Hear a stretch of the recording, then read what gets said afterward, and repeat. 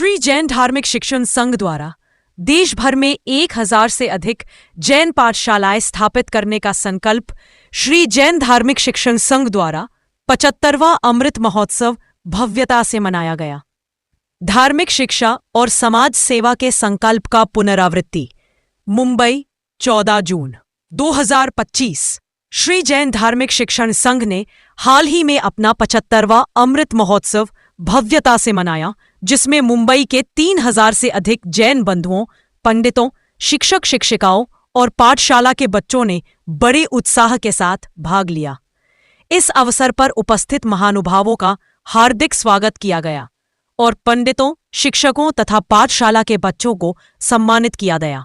संस्था की 75 वर्षों की गौरवपूर्ण यात्रा, ज्ञान, चरित्र और जीवन निर्माण का माध्यम श्री जैन धार्मिक शिक्षण संघ की 75 वर्षों की यह स्वर्णिम यात्रा सिर्फ एक संस्था के अस्तित्व की नहीं, बल्कि लाखों लोगों के जीवन में परिवर्तन लाने वाली गाथा है। इस संस्था से अब तक लाखों लोगों ने धार्मिक ज्ञान प्राप्त किया है और उनमें से कई लोगों ने चरित्र ग्रहण अपने जीवन का आत्मिक कल्याण किया है। बहुत से लोगों ने यहाँ से प्राप्त संस्कारों और ज्ञान के माध्यम से अपने जीवन का उत्तम निर्माण किया है और समाज में आदर्श नागरिक के रूप में अपना स्थान बनाया है। इस अद्भुत उपलब्धि का पूरा श्रेय हमारी समर्पित शिक्षक और शिक्षिका बहनों को जाता है, जिन्होंने निस्वार्थ भाव से, अथक परिश्रम और धैर्य से बच्चों के भविष्य का निर्माण किया है। 4 पीढ़ियों से चली आ रही यह परंपरा अनेक महानुभावों, धर्म प्रेमियों और कार्यकर्ताओं के अविरत योगदान से ही संभव हुई है। वैराग्य देशनादक्ष आचार्य भगवंत पूज्यपाद श्री हेमचंद्र सूरीश्वर जी महाराजा के शिष्य रत्न आचार्य भगवंत पूज्यपाद श्री अपराजित सूरीश्वर जी महाराज, पन्यास प्रवरा श्री तत्वभूषण विजय जी मसा और मुनिराज पूज्यपाद युगंधर विजय जी मसा आदि ठाणा ने निश्र प्रदान की थी, जिससे पूरा वातावरण आध्यात्मिक ऊर्जा से भर गया था।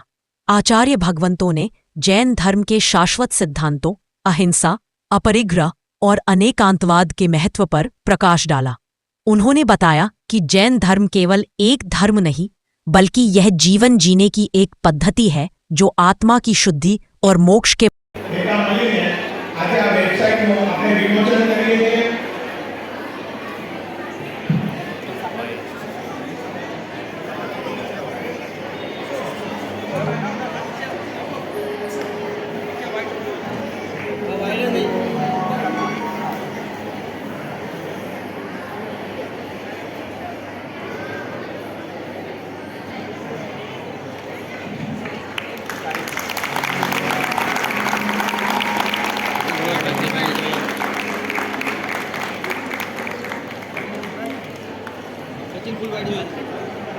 नीचे का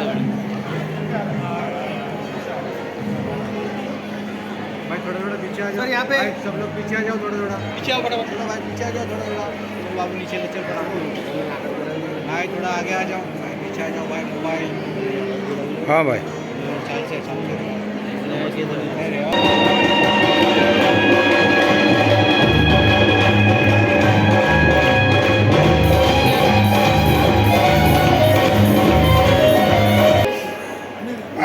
जैन धार्मिक शिक्षण संघ सुवर्ण महोत्सव निमित्त और आपका महत्वपूर्ण मुद्दा क्या है? देखिए, आज एक 5 मिनट, खाली 5 मिनट। आज श्री जैन धार्मिक शिक्षण संघ के माध्यम से एक बहुत ही महत्वपूर्ण कार्यक्रम आयोजित किया गया है मुंबई में, और इस संस्थे ने 75 ईयर्स कंप्लीट किया है। और मैं खास करके हमारे अध्यक्ष सुरेश भाई, हमारे उपाध्यक्ष संजय भाई, राम शिंदे जी, मेरी ओर से मैं उनको बहुत बहुत बधाई देता हूं।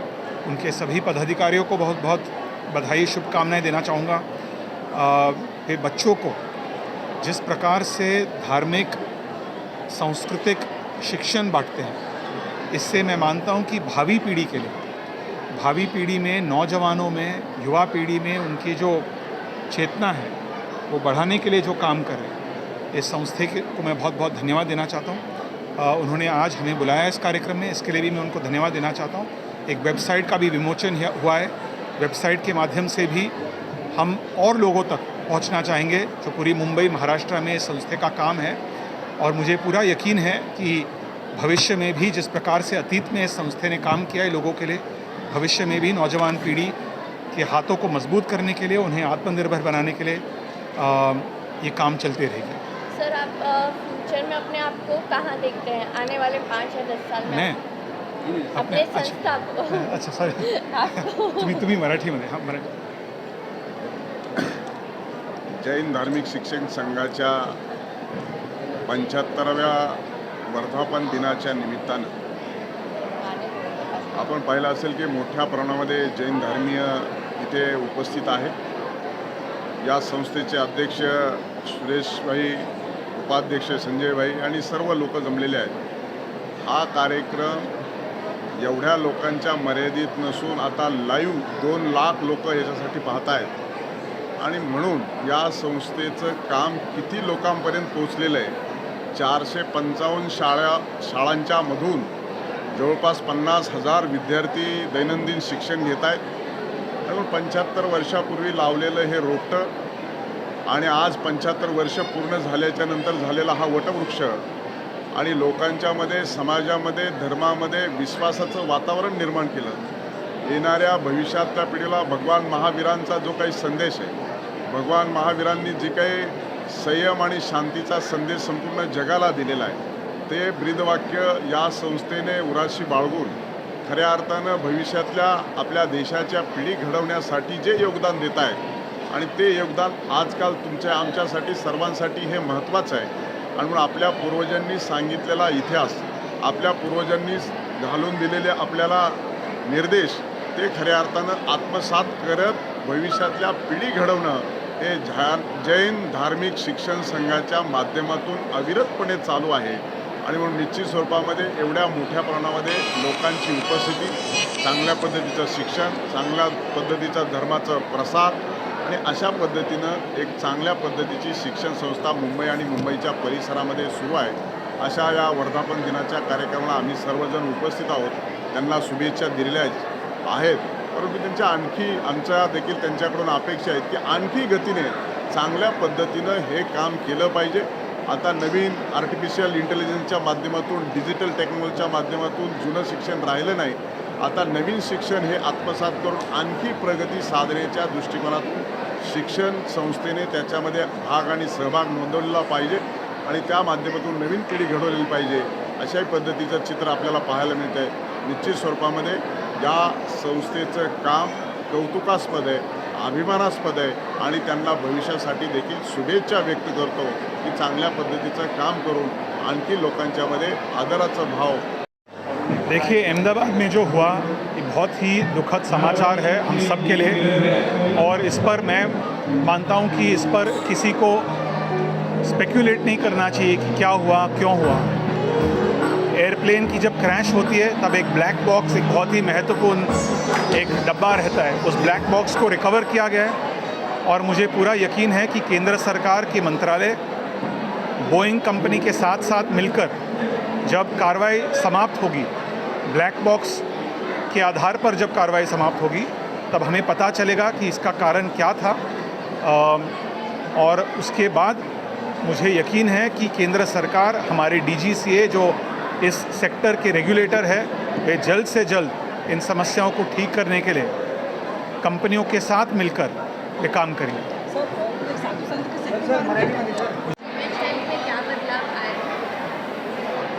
बदलाव तो बचपन से जैन समाज के अंदर में जन्म लिया है, तो बदलाव तो है ही, लेकिन हम महावीर स्वामी भगवान का जन जन तक संदेशा पहुंचाना चाहते हैं, अहिंसा का। अहिंसा, करुणा, अनेकावाद जो हम लोग ने, भगवान ने हमें उपदेश दिए है, वो उपदेश को छोटे छोटे बच्चे लोगों को 50,000 बच्चे लोगों को हम लोग आज शिक्षा दे रहे हैं 450 साल में, लेकिन हमारा टारगेट है 1,000 साल को 1 साल में बढ़ाने का। पूरे देश भर में, भारत भर में कहाँ भी हो, गुजरात हो कि कन्नाडा हो, किधर भी हो कि केरला हो, सब जगह पे जैन पाठशाला चालू होगी। 1,000 पाठशाला का हमारा टारगेट है। और 1 साल के अंदर में 5 लाख विद्यार्थियों को हम तैयार करेंगे और उसको देश विदेश तक भेजेंगे, क्योंकि वो महावीर स्वामी भगवान का संदेश लेके जाएगा। उससे अहिंसा का जो हमारा रोकने का जो टारगेट है वो टारगेट पूरा हो जाएगा। ये हमारा टारगेट है। और बोलिए। और आपका संकल्प दूसरा कोई है इसके माध्यम से? इससे देखो, दूसरा हमारा वेबसाइट का एक माध्यम है, जिसके अंदर में ये वेबसाइट हमने क्यों की है, ये वेबसाइट से पूरे जैन लोग जो बिखर गए हर जगह पे जो बिखर गए उनको सबको एक करेंगे ये वेबसाइट के द्वारा। और ये वेबसाइट के द्वारा हम सबको मेंबर बनाएंगे। उससे हम मेडिकल सेवा देने वाले हैं, जिसके अंदर में निःशुल्क एम्बुलेंस, निःशुल्क मेडिकल के अंदर में जितने भी छोटे छोटे ऑपरेशन है वो हम लोग एक भी पैसा नहीं लेंगे। सीनियर सिटीजन, जितने भी जैन सीनियर सिटीजन है उन लोगों को हम लोग टिफ़िन की सेवा चालू करने वाले हैं थोड़े दिनों के अंदर। कि जो 60 साल के ऊपर के लोग हैं, जो उसके बच्चे लोग अमेरिका चले गए, अकेले रहते, इन लोग जैन धार्मिक शिक्षण संघ के उधर फ़ोन करेंगे, जैसे उनका फ़ोन आएगा टिफ़िन की सेवा उनको मिल जाएगी। उसके अलावा हम नौकरी की भी व्यवस्था करने वाले हैं इसके अंदर में, और उसके भी अलावा काफ़ी चीज़ें हम लोग करने वाले हैं। तो ये हमारा टारगेट है। और एक मिनट, ऐसे लोग आगे आते हैं और संस्था को बढ़ाते और काम करते हैं, तो उनके लिए आप क्या? जो भी संस्था जैन संघ के अंदर बनती है उसके अंदर सबसे पहले तो गुरु महाराज का योगदान होता है। आचार्य भगवान धर्मसुरेश्वर जी महाराज जो हो गए, जिन्होंने मुंबई के अंदर बहुत सारे मंदिर बनाए, उनके आशीर्वाद से ये कार्य शुरू हुआ। आज 75 साल हीरक जयंती उसकी आई है। आचार्य भगवान के मार्गदर्शन से ही ये कार्य आगे बढ़ता रहा है। और आज भी अनेक प्रकार के ज्ञान प्रेमियों जो दान वगैरह देते हैं शिक्षकों के लिए, विद्यार्थियों के लिए, ऐसे कार्यक्रमों के लिए, इसके कारण हर पाठशालाओं के अंदर शिक्षक शिक्षिकाओं को और बालक बालिकाओं को प्रोत्साहन मिलता है। और ऐसे जो कार्य करते हैं हम इनको हम सराहना करते हैं, उनकी अनुमोदना करते हैं कि ऐसे ज्ञान के कार्य, क्योंकि अन्य दान देने वाले बहुत है जहाँ पर उनका कोई बोर्ड या बैनर लगता है, मगर जो पूरे जैसे देश का मूल बेस है संविधान बचेगा तो ही देश बचेगा। वैसे धर्म के अंदर भी यही होता है कि धर्म का मूल शास्त्र जो है हमारे जैन शासन में आगम ग्रंथ जिसको कहते हैं, वो आगम बचेगा, ज्ञान बचेगा तो ही धर्म बचने वाला है। और इसी के कारण ये जो ज्ञान प्रेमी जो भी संस्था के अंदर कार्यरत है, आज उन्होंने 75 ईयर्स पूर्ण होते ही बहुत एक शानदार और सुंदर आयोजन किया, जिसके अंदर शिक्षक शिक्षिकाओं जितने 1100 हैं उनको विशिष्ट पुरस्कार, बच्चों को भी विशिष्ट पुरस्कार, और आगे ऐसे एक प्लानिंग और मिशन बना के वो कार्य कर रहे हैं। इसके अंदर आगामी वर्षों में बहुत अच्छा ज्ञान का कार्य भी, जो अब तक थोड़ा कुछ बाकी था, वो भी आगे होता रहेगा। उनका एक अच्छा विज़न है और गुरु भगवान का मार्गदर्शन भी है। नहीं है कि मेरे शिक्षण के लिए मुझे पैसे चाहिए, क्योंकि धार्मिक शिक्षण के अंदर जो भी संस्थाएं चल रही है, हर संस्था उसको हर तरीके की मदद करने के लिए आज भी तैयार है। किसको IAS बनना है, किसको पायलट भी बनना है, 15 लाख 20 लाख की फ़ी है, फिर भी वो संस्था उसको देती है और वो कार्य भी चालू है। हमारे समाज में विद्यार्थी पढ़ते हैं, तो आपने उनकी शिक्षा के लिए उनकी शिक्षा या उनको मंजिल पाने के लिए आध्यात्मिक रास्ता जब उनसे जुड़ता है तो वो कितना ज़रूरी होता है? जीवन के लिए दोनों प्रकार के ज्ञान की आवश्यकता होती है, व्यवहारिक ज्ञान और आध्यात्मिक ज्ञान। स्कूल में जो पढ़ाया जाता है वो केवल व्यवहारिक ज्ञान है, मगर उसको जीवन में कैसे अपनाना चाहिए, कि कितने अंश तक अपनाना चाहिए, वो सारा वो आध्यात्मिक ज्ञान से उसको प्राप्त होता है। कंप्यूटर के अंदर डेटा तो बहुत सारा होता है, मगर उस डेटा का सही उपयोग कैसे करना उसका भी तो नॉलेज होना चाहिए। आपने स्कूल के अंदर पढ़ाई तो बहुत सारी कर ली, मगर जीवन जीने के लिए केवल वो पढ़ाई काम नहीं आती है। जीवन में क्या अपने वैल्यूज़ होने चाहिए, क्या उसके गुण होने चाहिए, वो आध्यात्मिकता से ही प्राप्त होते हैं। पाठशाला में जो हमारा धार्मिक शिक्षण संघ द्वारा जो कार्य होता है, उसके अंदर वो शिक्षा दी जाती है जो आपने व्यवहार में जो लिया हुआ है, स्कूल से जो पढ़ाई की है, उसको जीवन में कैसे अपना सकते हो। धार्मिक शिक्षण केवल ये नहीं है कि उसको खाली श्लोक कंठस्थ कराते हैं, वो नहीं है कि हमारे प्राचीन शास्त्रों को ही पढ़ाते हैं। उसके जीवन के अंदर कैसे उत्थान हो, कैसे एक अच्छा सज्जन बने, समाज के लिए, देश के लिए, दुनिया के लिए कैसे वो अच्छा कर सके कुछ, और इसके जरिए पूरे विश्व के ऊपर कैसे परोपकार कर सके, ऐसा आध्यात्मिक ज्ञान उसको दिया जाता है। जैसे कि माता पिता की हर बात को मानना, गुरुजनों का आदर करना, जीवन के अंदर सदाचार को अपनाना, कभी भी कोई किसी से चीट नहीं करना, झूठ नहीं बोलना, वैसे जो मुख्य अपने मोरल्स और वैल्यूज़ हैं वो आध्यात्मिकता को साथ जोड़कर बच्चों को यहाँ पर पढ़ाया जाता है।